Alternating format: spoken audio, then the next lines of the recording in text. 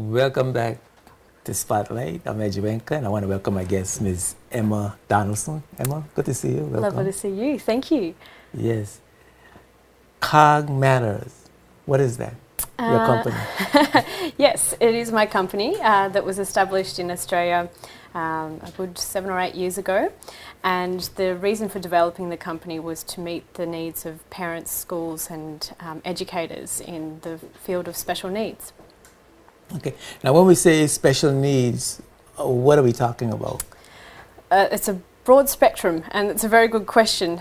Special needs can be defined as the educational or academic, social and emotional needs of any learner, and it can be a diagnosed disability or learning need, or on the other end of the spectrum, a high potential and gifted learner.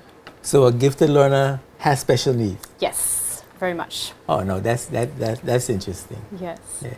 So you could, you have a special needs person could have a genetic challenge when it comes to learning. Mm-hmm. They could have a social challenge. They could just be on a learning curve of ability.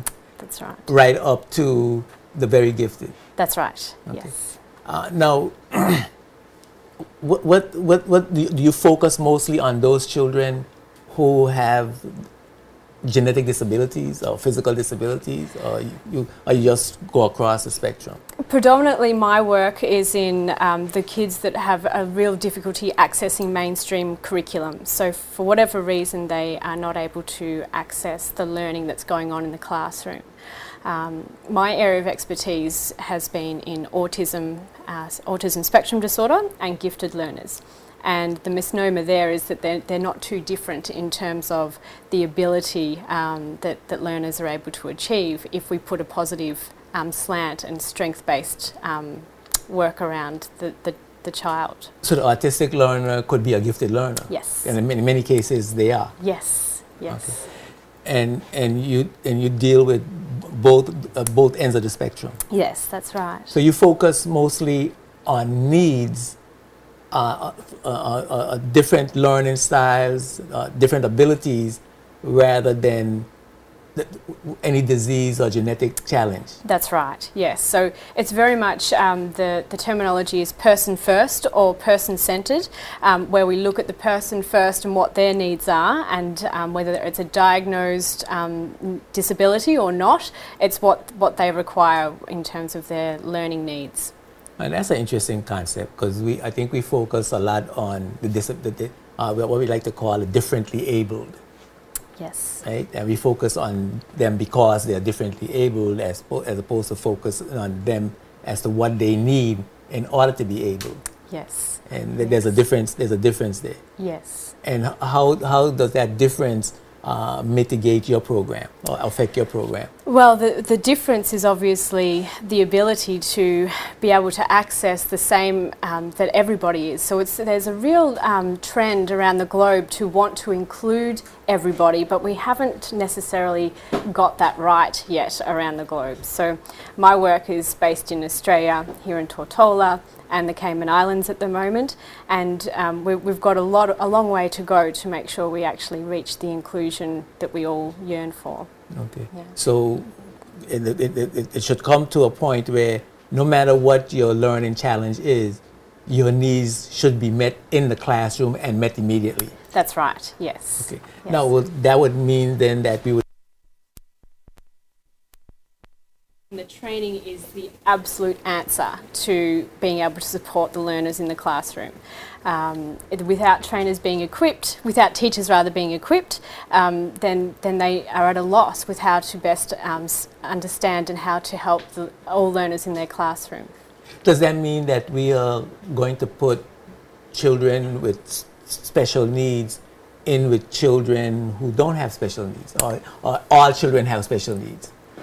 Yes, all children in together. That is what is goal? best practice. Yes, yes, it is. Regardless of your ability. That's right. As long as we have the supports in place, and that support really does need to be in our teacher training, quality teacher training, using evidence-based practice intervention and accessing therapy at the same time, which is our allied health professionals, so speech and language therapists, occupational therapists, physiotherapists, psychologists, paediatrician. There's a whole range of people involved in the process. Well, persons listening, listen or not, and hearing what you're saying, would think that the quote unquote special needs children or slower children would have a negative impact on the gifted children. And so one will be keeping back the other. The gifted child will be bored because you would have to spend so much time on the child that's not so gifted or not so fast. Right, and that's a common comment that I hear all the time. One of my exciting roles is to train pre-service teachers, and part of their training, as is all training now for teachers, is to learn the art of differentiation, and that means to be able to ensure that all learners on the curve of their needs, because every child has a need in the classroom to be met, how best to do that. And it is a challenge, but with the right training and right support, it is achievable. Well, what are the techniques? Is that something that you could share readily, a technique of detection? How is that done? How are you able to identify immediately while in the classroom with varying learning styles, varying abilities? How are you able to detect those abilities, and how are you able on the fly to mitigate that particular, those challenges? Yes, it's a very good question. Teachers are the eyes and ears of all the children in the classroom, and the best place, and I say this to all of our colleagues, is the best place to look is in the playground. It's quite often in the playground we get to see the frustrations come out, which might have been from boredom in the class or anxiety around tasks being too difficult or not accessible, to the social and emotional needs as well. So I encourage all of our teachers to spend some time in the playground when not on duty to observe and see what's going on with the learners in the classroom, because the classes are so busy. But I'm proud to say that with all the teachers that I work with, they are very good at noticing red flags and what support might be needed. And that support can be anything from the change in the learning environment, so whether it's from something sensory such as lights or auditory, or it might be just the positioning of the learner, to the actual content or context of what's being taught. So curriculum change is important. The curriculum is important. It is important. It might be, and change might be necessary. Modification, yes. So the way in which we teach and the way in which we facilitate and engage our learners is really important. Okay. So you're here. You're based in Australia. Yes. But you're here with Cedar School. Yes. What are you doing there?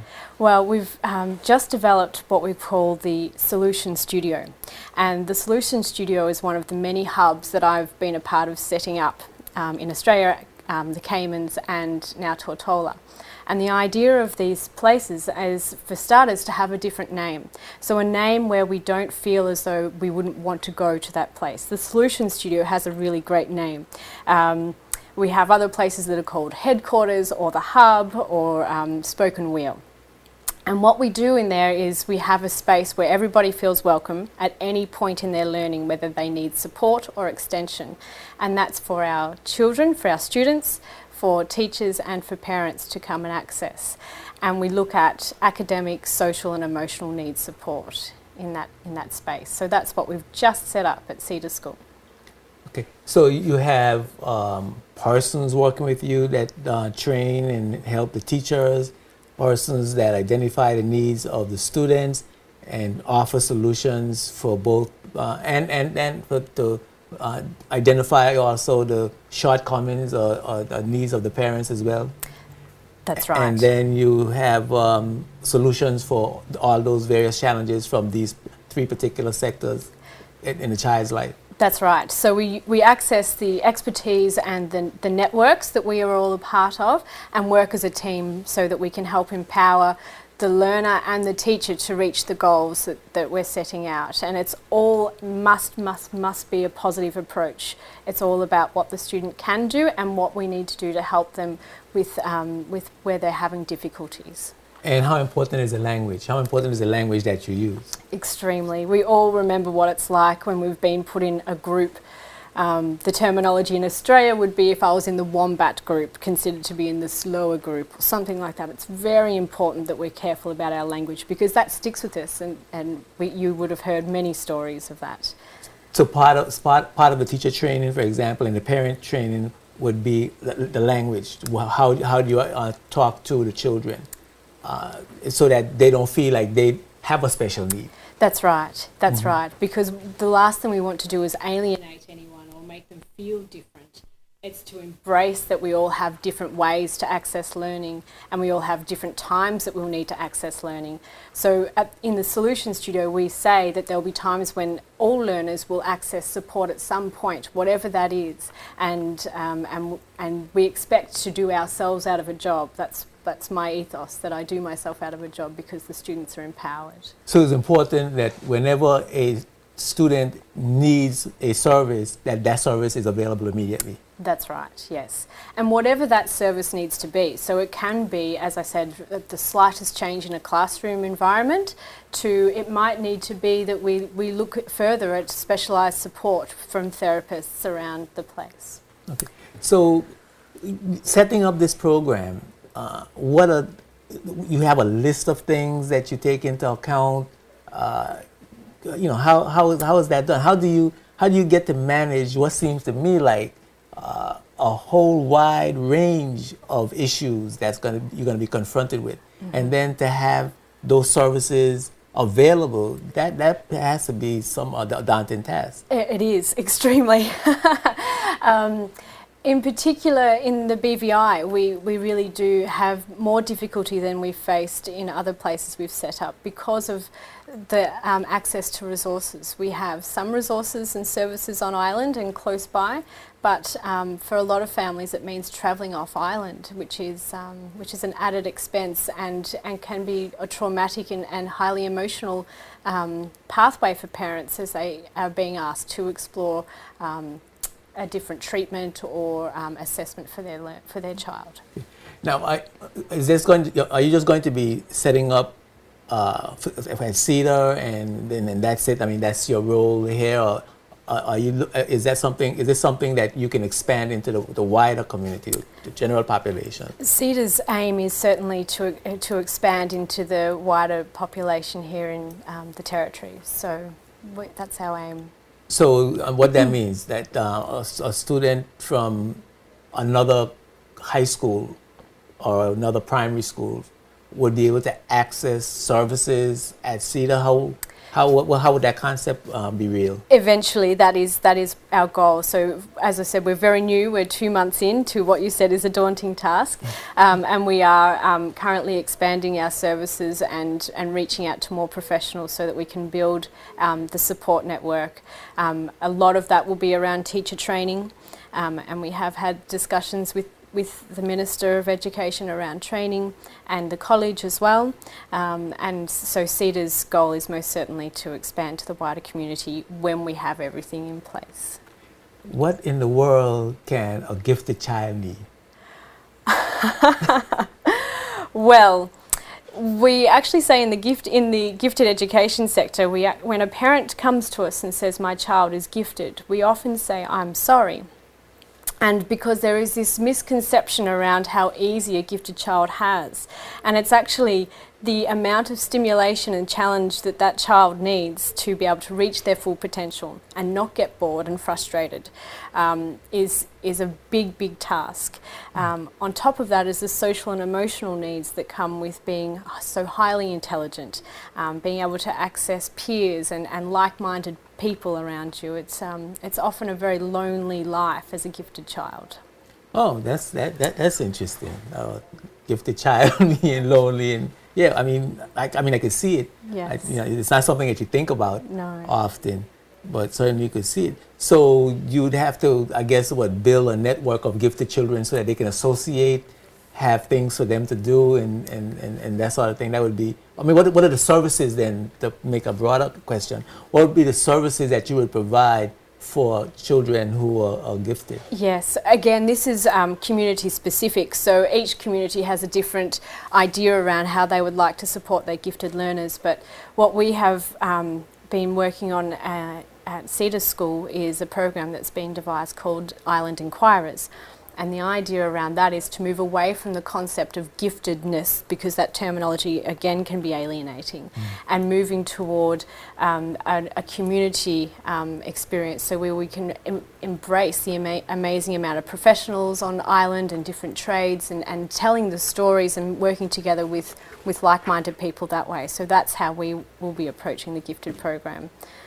But it does certainly change in each place, depending on how the community wants to embrace their gifted learners. So how challenging is it to set this program up in the Virgin Islands? I mean, you find that you're going to have to import many of the services, the human resources that you need, and I mean, how is it going to work? At the moment, we are exploring what is available on island, because that's first and foremost what I always do in any community. What is then lacking, we will need to then look to bring in and access colleagues and networks then. And so, how soon do you think that you'll be ready to really be a full-fledged operation? I mean, what are your goals? Well, the goals are most certainly in the first 12 months to be serving the Cedar School community in the first 12 months. In the first 12 months. We've had to accelerate some of our timelines so that we can do that really well. And on top of that, we do hope to be able to bring on more resources to be able to meet the demands within the community as well. You ask a very tough question with timelines, and I don't probably have the exact answer, but we are certainly having the conversations now. Okay. So within a year, you should be fully up and running. And once you get up and running in Cedar, then you could think of expanding into the wider community. Yes. Yeah, it's quite a interesting concept. I think we need to take a break for a word from our sponsors, and then come back and have a more discussion with Miss Emma Donaldson. Keep it locked right here to Spotlight. We'll be right back after these words. Spotlight is brought to you by Tortola Concrete Limited, Clarence Thomas Limited, and H. Lavity Stout Community College. Welcome back to Spotlight. I'm certainly having one of the most interesting discussions I've ever had with Ms. Emma Donaldson of COG Matters, and we are talking about different learning. And it's interesting because we are not so much talking about disabilities or differently abled children. We're talking about children of all abilities and what their needs are as individuals for them to realize their full potential, which is a different concept to focusing on children who what we call differently abled or have special needs.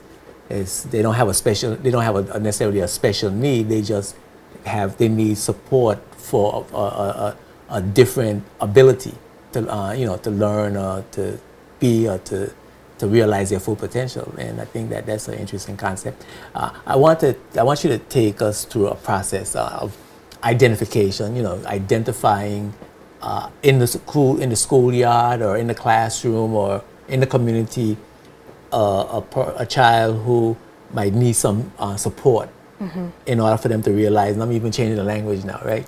They would need some support to help them to realize their full potential. How do you identify that need, and what is the process that you go through to fulfill that need? Yes. Yeah. So what we do is all teachers are encouraged to, obviously, as I said earlier, keep their eyes and ears aware of any differences that might be occurring for the learner as well in the classroom. And what the process is then is to never ever diagnose. We have all sorts of information available to us now, and it's really important that we don't diagnose as teachers. Instead, we need to reach out to our special needs department in our schools, and then following that we need to take a look at what supports and strategies have been put in the classroom. Now, I know you have a PowerPoint presentation that leads you through the process, yes? Yes, I do. And yes. where would you like us to, where would you like that?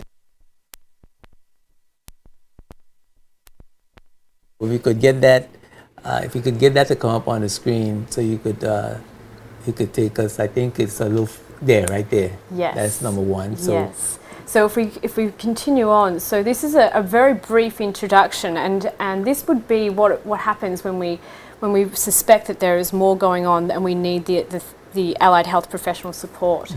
So I've got there, there's a whole range of special needs, and it ranges, as we've talked about, on the spectrum. We've also talked about it's dyslexia, it's ADD, it is trauma to the brain, it could be mental health needs, all sorts of items. So these two slides talk about a whole range of alphabet letters that could be given at any time during a diagnosis. So there we have the definition, which we've also talked about, so we can move through that about what special needs are, and then the identification. So as mentioned, what we need is for, once the teachers have identified a need, is to have a conversation with parents, and that conversation is really important, that we have a lot of sensitivity around that conversation to see if the family have noticed anything at home.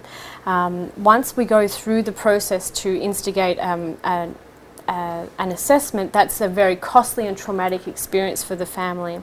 And if a diagnosis is made, then that needs to be done by a team of professionals.